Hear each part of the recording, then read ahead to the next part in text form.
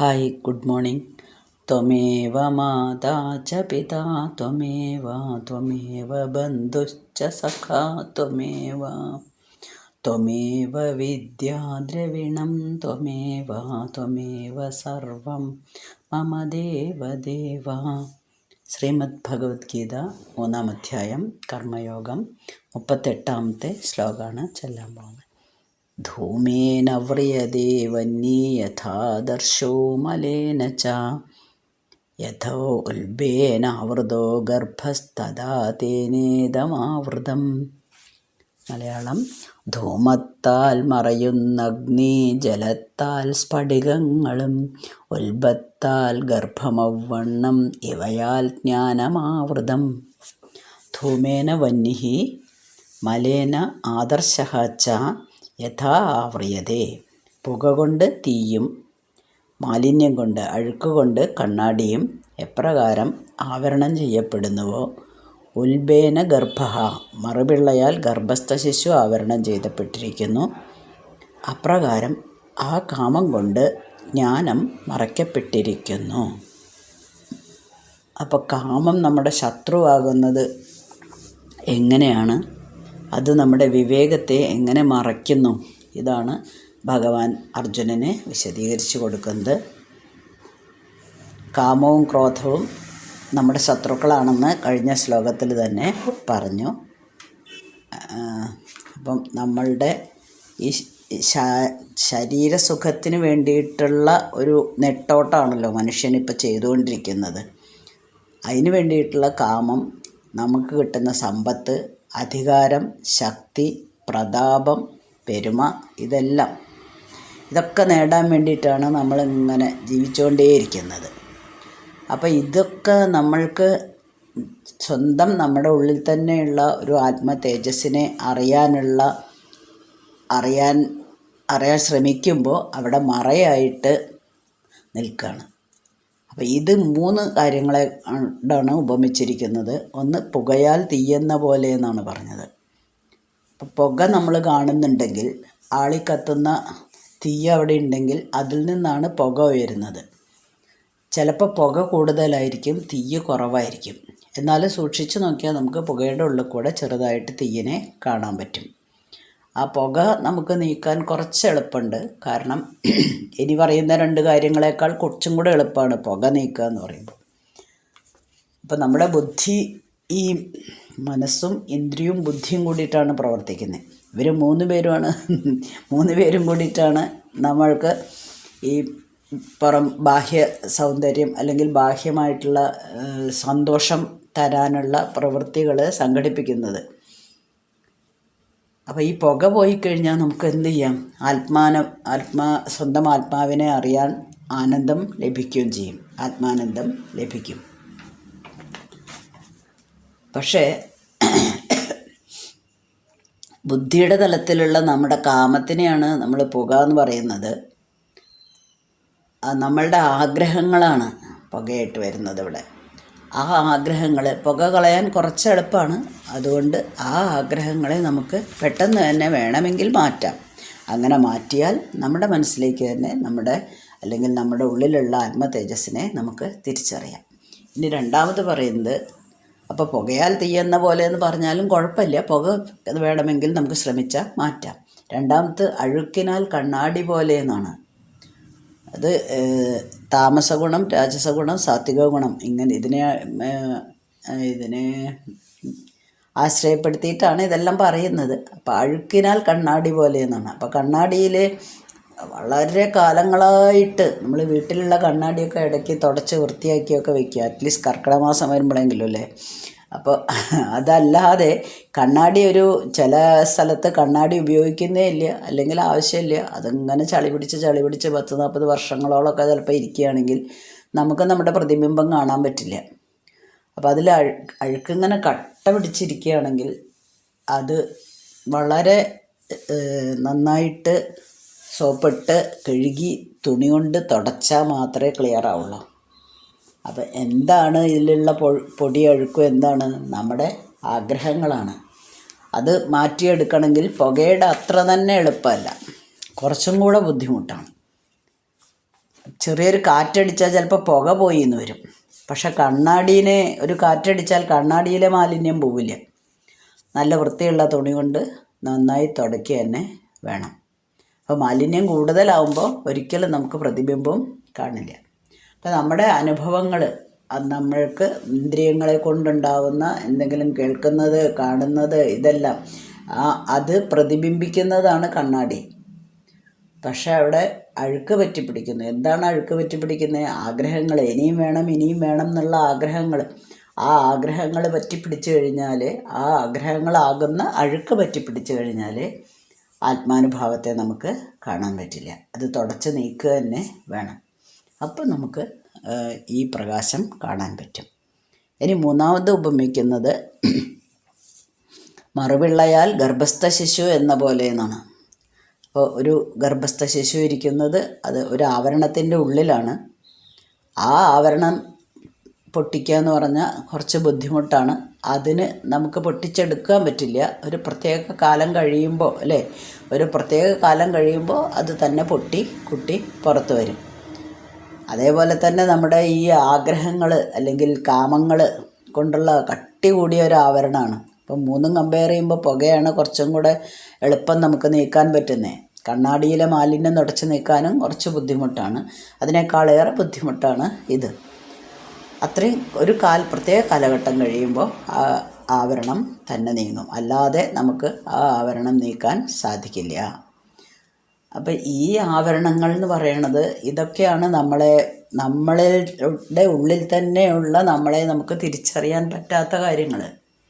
ഇതെല്ലാം നമ്മൾ എന്ന് ഉപേക്ഷിക്കുന്നോ അന്നാണ് നമുക്ക് ഒരു സ്വന്തമായിട്ട് നമ്മുടെ മനസ്സ്, ഞാൻ ആരാണ്, എൻ്റെ മനസ്സ് എന്താണ്, അല്ലെങ്കിൽ എൻ്റെ ആത്മചൈതന്യം, എൻ്റെ ഉള്ളിൽ തന്നെ സന്തോഷമുണ്ട്, അത് കണ്ടുപിടിക്കണമെങ്കിൽ ഇവ മൂന്നുമാണ് നമ്മുടെ ശത്രുക്കൾ. അപ്പോൾ എങ്ങനെയാണ് കാമം, ദ്വേഷം, ഇതൊക്കെ ക്രോധമൊക്കെ, കാമം കിട്ടാതിരിക്കുമ്പോഴാണല്ലോ ക്രോധം വരുന്നത്. അപ്പോൾ കാമവും ക്രോധവും എങ്ങനെയാണ് മനുഷ്യൻ്റെ ശത്രുക്കളാവുന്നത് എന്നുള്ളതാണ് ഇവിടെ ഭഗവാൻ വിവരിച്ചു കൊടുത്തത്. ഇനി 39ാമത്തെ ശ്ലോകം. ആവൃതം ജ്ഞാനമേതേന ജ്ഞാനിനോ നിത്യവൈരിണ കാമരൂപേണ കൗന്ദേയ ദുഷ്പൂരേണ അനലേന ച. മലയാളം. ജ്ഞാനികൾക്കരിയായുള്ളോരിവർ ജ്ഞാനം മറച്ചിടും, എല്ലാം തിന്നുന്നൊരനലൻ ഇവരോ കാമരൂപരും. ഹേ കൗന്ദേയ, ദുഷ്പൂരേണ അനലേന ച കാമരൂപേണ ജ്ഞാനിനഃ നിത്യവൈരിണ ഏതേന ജ്ഞാനം ആവൃതം. ദുഷ്പൂരേണ അനലേന ച. ഈ വിറക്, തീയിലേക്ക് എത്ര വിറകിട്ട് കൊടുത്താലും അതിന് തൃപ്തിയാവില്ല. പ്രത്യേകിച്ച് ഉണങ്ങിയ വിറകൊക്കെ ആണെങ്കിൽ അതിങ്ങനെ തിന്നുകൊണ്ടേയിരിക്കും, അല്ലേ, അഗ്നി തിന്നുകൊണ്ടേയിരിക്കും. അതായത് വിറക് എത്ര ഇട്ടാലും ശരി അത് എരിഞ്ഞടങ്ങിക്കോളും.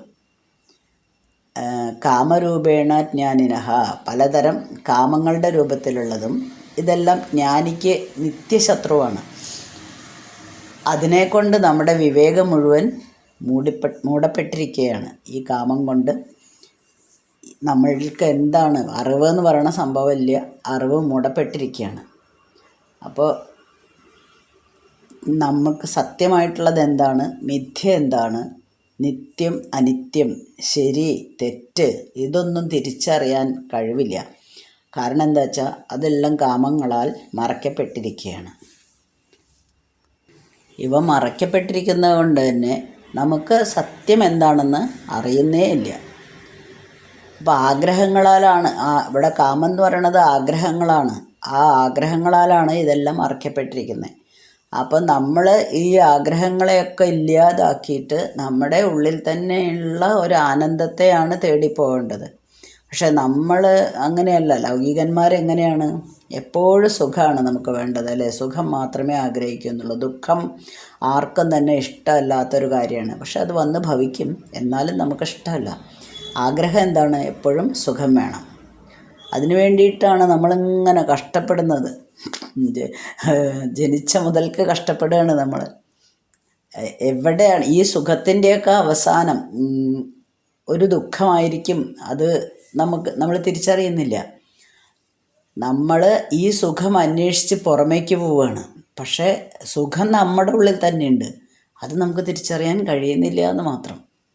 നമ്മളുടെ ഓരോരോ ജീവിതഘട്ടങ്ങൾ നമ്മൾ ചിന്തിച്ച് നോക്കുകയാണെങ്കിൽ നമുക്ക് സന്തോഷം തരുന്ന ഘടകങ്ങൾ പലതും ആയിരിക്കും അല്ലേ. ഒരു ചെറിയ കുഞ്ഞ് അത്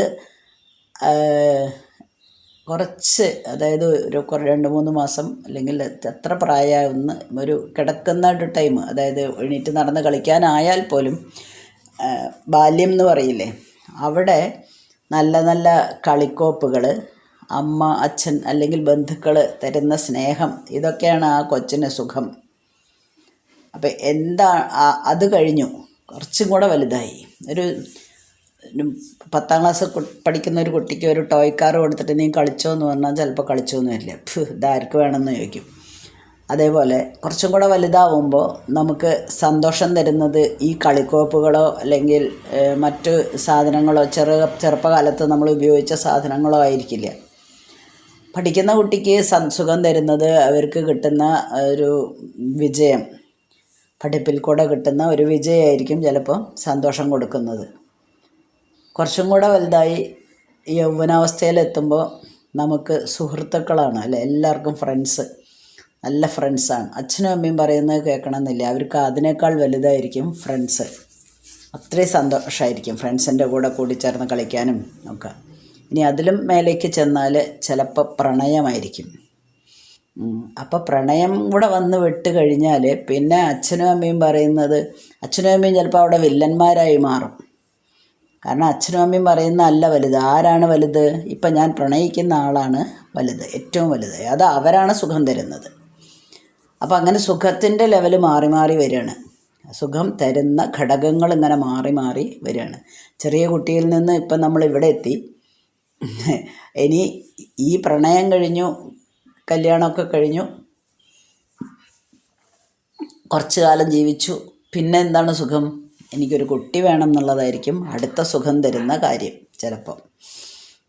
അപ്പോൾ നമുക്ക് ആദ്യം നമ്മൾ പ്രണയിച്ച ആളോട് അല്ലെങ്കിൽ കല്യാണം കഴിച്ച ആളോട് തോന്നുന്ന സ്നേഹം അത്ര തോന്നിയെന്ന് വരില്ല. കാരണം അവിടെ കുട്ടിക്കാണ് ഇമ്പോർട്ടൻസ്, ഒരു കുട്ടി ഉണ്ടാവണം. ശരി, കുട്ടികളുണ്ടായി, അവർ കിട്ടിക്കഴിഞ്ഞാൽ പിന്നെ അവരിലേക്കായി നമ്മുടെ സന്തോഷം.